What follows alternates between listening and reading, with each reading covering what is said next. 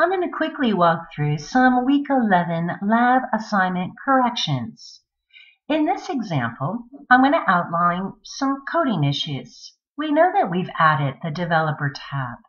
In the Controls group, we can have Design Mode turned on and view the code, or we can turn Design Mode off and run our program. I'm going to make sure Design Mode is turned off, and in this case, when I click on the Command button to enter the savings, and let's say my initial deposit I'm entering is 500 and I say OK, we now see that we have a runtime error. When I click on Debug, it takes me to the line in my code where I have the error. And here's where attention to detail really comes into play. In this particular case, as I'm looking at the highlighted error line, I see that the word initial is spelled incorrectly, and that is resulting in my runtime error. So I need to put in that extra I after the N so that it is the exact same spelling as what I'm looking at for that name box name. So once I've corrected that, I can close out my debugger window. And so now I'm past the first bug. So now when I enter my initial deposit, I'm through that. And now I'm going to have another bug come up with the monthly initial deposit. And so let's say my monthly initial deposit's 200. Again, I have a runtime error. And when I select debug, it takes me to that line of code. This is again attention to detail. You'll note here we're following the same concept as we did for initial deposit, only now we're looking at that for monthly deposit. So what's different? We know that the spelling is correct, but we're missing the quotes. Here in monthly deposit, I am missing the quotes as we see here above in initial deposit, how that is placed in our quotes.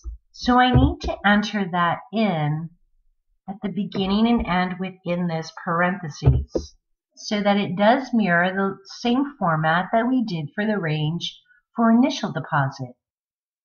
I can now stop running my debugger, and when I come back in and I enter my initial deposit, I will sail right through that. My monthly deposit, I will sail right through that. And my interest rate, I'm just randomly going to put in 2.5, and my results are now returned. So that was a result of just needing to correct some code. And when you look at the debugger, you really need to put on that hat for attention to detail. Don't forget, you're going to need to then add a new sheet, and you're going to need to put in the code and paste in this information that we formatted here for the two scenarios that are in the Week 11 lab assignment. There are two scenarios, so you do need to add two additional sheets so that you can put in the code and as well copy in this information so that we can transfer that in accordingly. So we'll put this in. We'll need to make sure that we have our cells copied through properly and we don't get these pound marks, etc. I'm just doing a quick example here now, but you do need to also put the code in here, and we remember from our Home tab, this is where we can merge our cells, and you can paste in your code right here, and you'll have that for scenario 1 and scenario 2, as I outlined in the Week 11 original lab assignment high-level overview.